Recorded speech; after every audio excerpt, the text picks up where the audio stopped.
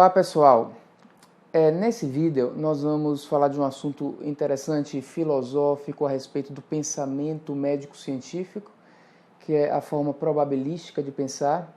E eu não devo me esquecer que no final desse vídeo eu vou convidar vocês para uma palestra online que eu vou comentar mais em detalhe a seguir. A gente vai abordar agora a questão do pensamento probabilístico, que é uma coisa que intuitivamente nós não pensamos assim. Portanto, enquanto profissionais de saúde que pensamos cientificamente, nós temos que nos condicionar, levar nossa mente para um paradigma probabilístico em contraposição ao paradigma determinístico, que é o paradigma que a gente tende a pensar assim de uma maneira intuitiva. Portanto, nós temos que aprender também, em medicina baseada em evidências, a condicionar o nosso pensamento da maneira correta. No momento inicial, a gente tem que fazer um certo esforço, uma programação mental para isso, mas depois isso entra naturalmente na nossa prática de pensamento. Costumo dizer que medicina baseada em evidências não é leitura de artigo científico exclusivamente. É tão importante quanto isso é aprender a pensar. Daí o fato da gente chamar isso também de raciocínio clínico baseado em evidências. E o raciocínio clínico, nas diversas áreas, diagnóstico, prognóstico, tratamento, deve ser um raciocínio clínico probabilístico. Mas como eu disse, a gente não tende a pensar assim. Então, vejam que na vida cotidiana a gente tende a não pensar de uma maneira determinística. A previsão do clima, por exemplo. Se a gente observar a previsão do clima e ver um ícone de chuva no dia de amanhã, que é um dia de feriado, por exemplo, a gente vai imaginar de uma maneira determinística que vai chover. Se naquele dia seguinte não chover, fizer sol, qual é o raciocínio geralmente que as pessoas fazem? Esse negócio de previsão do clima sempre erra, é errado.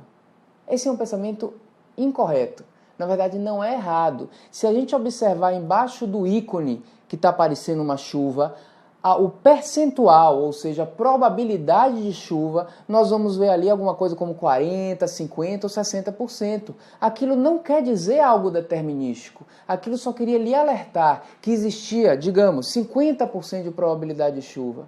Portanto, se no dia seguinte não chover, não quer dizer que aquilo foi uma previsão errada. As previsões são probabilísticas e nós não devemos esperar previsões determinísticas. Portanto, é errado a gente imaginar que essas previsões do clima elas erram com muita frequência. Elas são meramente probabilísticas. Eu me lembro, menos de um ano atrás, a Copa do Mundo, o Brasil era o favorito para ganhar a Copa do Mundo. Favorito para ganhar a Copa do Mundo de acordo com, não com os brasileiros, de acordo com estatísticas. Grupos de estatísticos estimavam a probabilidade do Brasil ganhar a Copa do Mundo, levando em consideração o histórico da seleção brasileira, as condições atuais do time e o fato de que ele estava jogando em sua própria casa. O Brasil era tido como favorito, significava o quê? De todas aquelas seleções, era o mais provável de ganhar. Sabemos todos nós que longe de ganhar a Copa do Mundo foi o que aconteceu. Significa que aquelas previsões estavam erradas? Não, não significa. Eu me lembro que quando lançaram as previsões, e o estatístico Nate Silver foi um dos que fez isso, onde o Brasil era o favorito, a probabilidade dele ganhar era 47%. O Brasil era a seleção brasileira de maior probabilidade, mas observe que a probabilidade de ganhar era até inferior à probabilidade de perder. Veja como o pensamento probabilístico é diferente do determinístico. Quando nós ouvimos o Brasil é o favorito, na nossa mente o Brasil vai ganhar. E se não ganhar, a previsão estava errada. Esse é o equívoco do pensamento determinístico. O pensamento do mundo é probabilístico, né? É muito difícil a gente prever as coisas com exatidão. A ciência hoje é uma ciência que deve reconhecer a incerteza. O pensamento científico é o pensamento que reconhece a incerteza, que tem a humildade de reconhecer a incerteza. O dogmático é que não reconhece a incerteza. Portanto, o pensamento científico, ao reconhecer a incerteza, ele tem que trabalhar com probabilidade, porque ao eu afirmar que um tratamento tem uma probabilidade de ser benéfico ou maior do que ser maléfico, eu estou tendo a humildade de reconhecer que eu não tenho certeza. Esse é o pensamento científico correto.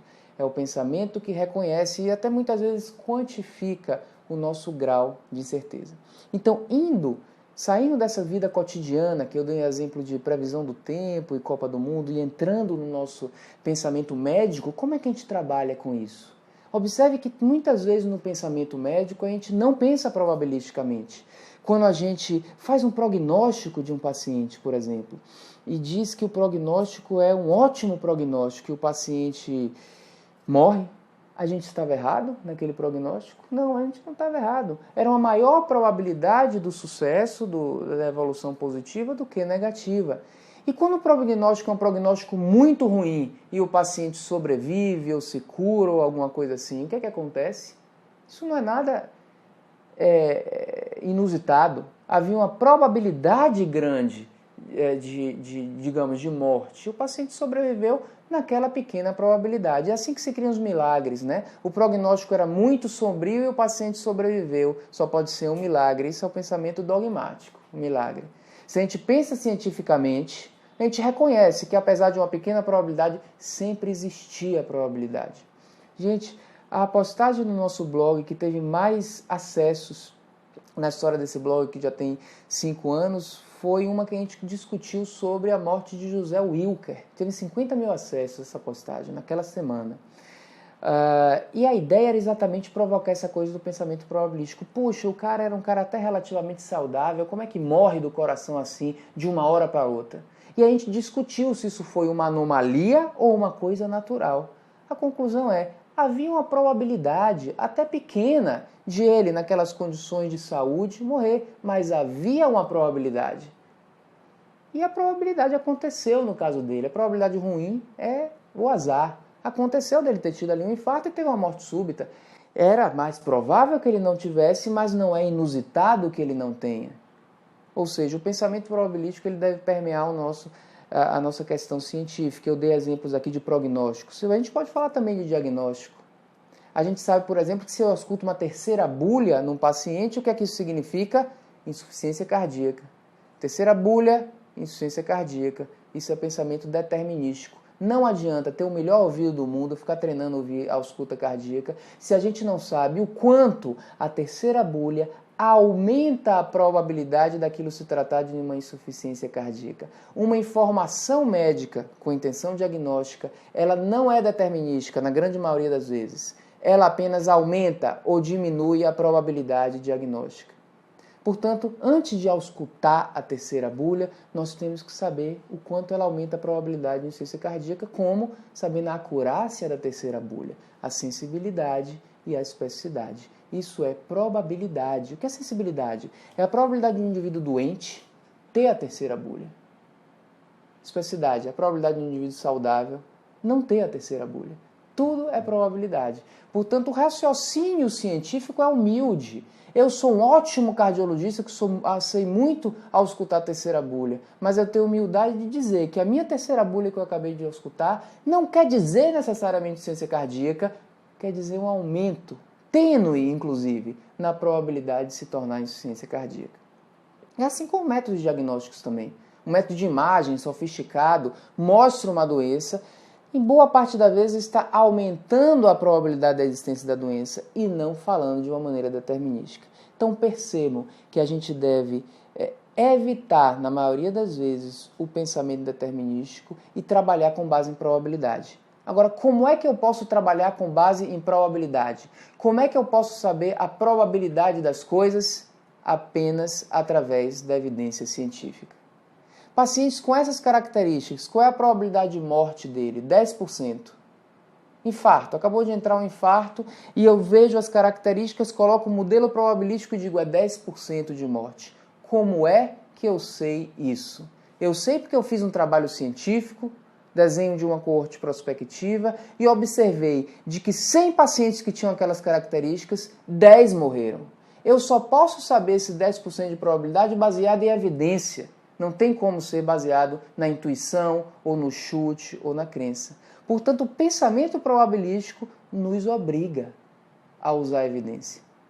Porque a gente só pode saber da probabilidade sabendo a evidência. Veja um tratamento que reduz mortalidade.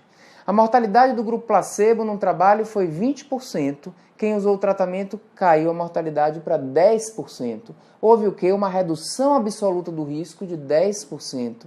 O que significa isso? É inclusive uma redução absoluta do risco bastante significativa do ponto de vista clínico. Mas o que significa isso? Todo paciente que eu aplicar o tratamento vai se beneficiar? E todo paciente que eu não aplicar o tratamento vai morrer? Não, longe disso. Ao aplicar esse tratamento, eu tenho 10% de probabilidade de beneficiar esse paciente. Esse é o pensamento correto, não é determinístico, não é preto no branco. E para saber esse 10%, para saber esses percentuais, para saber essas probabilidades, eu tenho que acessar evidências científicas de qualidade. Não pode ser no chute. E daí vem o paradigma epidemiológico, ou seja, para eu saber probabilidade, eu tenho que trabalhar com um conjunto de pessoas. Porque antes, há 100 anos atrás, se achava que se eu tivesse um paciente, eu fizesse um tratamento nele e ele se desse bem, concluir que esse tratamento é bom. Não é assim. Para a gente acessar a probabilidade, a gente tem que estudar o quê? Uma coletividade. Tirar dessa coletividade uma probabilidade e no pensamento clínico aplicar essa probabilidade em nosso paciente individual. Daí a importância do pensamento epidemiológico, que é o estudo de coletividade para tirar os conceitos corretos. Vou mostrar só a vocês um trabalho científico que está sendo feito agora, que foi capa da revista Time, né, esse ano, que é exatamente a experiência desse astronauta Scott Kelly, né, que está sendo mandado lá para o espaço, já foi mandado, já está lá, e vai ficar um ano no espaço, e os indivíduos vão estudar as alterações orgânicas que acontecer no corpo desse indivíduo. E de uma maneira muito engenhosa, o gêmeo dele, ele tem um irmão gêmeo que também é astronauta, mas o irmão gêmeo não vai para o espaço, vai ficar aqui na Terra, e vai ser o grupo controle dele. Veja que é um estudo assim, que tem uma certa elegância, porque você tem um controle que é idêntico geneticamente à pessoa que está lá no espaço. Só que essa elegância desse estudo é pouca para mostrar isso realmente como um estudo de um alto nível de evidência. Por quê? Porque eu só tenho um astronauta lá em cima. Se por acaso esse astronauta, vou chutar aqui um exemplo, desenvolver catarata lá em cima, significa que todo mundo que subir para o espaço vai desenvolver catarata? Isso é um pensamento determinístico, não é probabilístico. Eu só posso saber a probabilidade dele sofrer aquela alteração orgânica lá em cima se eu tivesse uma coletividade de astronautas lá em cima e eu visse o percentual dos que desenvolveram aquela alteração orgânica. Então não tem como, no momento que a gente entende o nosso mundo como um mundo probabilístico, a gente vai se desgarrar da ideia de que eu tive sucesso com o paciente, portanto isso é uma coisa positiva. A gente vai se desgarrar dessa ideia e entrar na ideia científica, que a gente tem que estudar uma coletividade de indivíduos em experimento para poder tirar a mensagem. E essa mensagem vai ter um grau de humildade, porque nada mais é do que uma probabilidade da coisa acontecer, não é uma garantia. Portanto, o pensamento probabilístico representa a forma científica de pensar hoje, e isso foi dito há 100 anos atrás por um internista, William Osler, pai da medicina interna, que ele disse que medicina é a arte da probabilidade e a ciência da incerteza.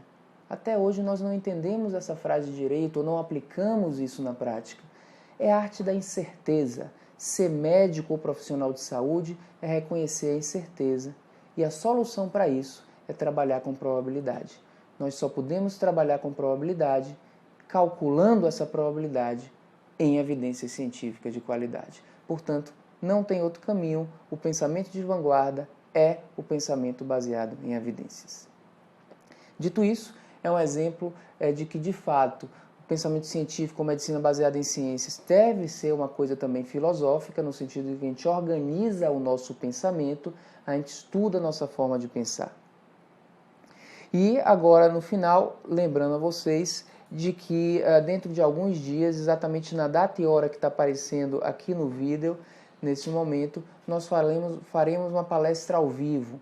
É interessante, é uma interação ao vivo que nós vamos fazer, onde vocês vão agora não só ser ouvintes, mas também vão participar dessa discussão. Eu até digo que não é uma palestra ao vivo, é mais até uma discussão ao vivo. Vai ter ali 40 minutos de conteúdo que a gente vai oferecer sob a forma de palestra, mas vocês vão ter a oportunidade de fazer perguntas, né? E eu vou ter a oportunidade de responder as suas perguntas, ou não responder porque eu não sou dono da verdade, mas discutir os seus questionamentos naquele momento que eu tenho a expectativa de que seja muito bom para mim, porque eu vou também ouvir de vocês e não só falar. E isso, cada vez que eu interajo com o público, seja ao vivo, seja online, eu também cresço muito e eu preciso crescer, preciso continuar aprendendo para que a gente possa fazer dessas nossas interações positivas. Então, a data e hora está aqui no vídeo aparecendo para vocês, e uma coisa muito positiva dessa palestra é que ela vai ser a aula introdutória do nosso curso online de Medicina Baseada em Evidências.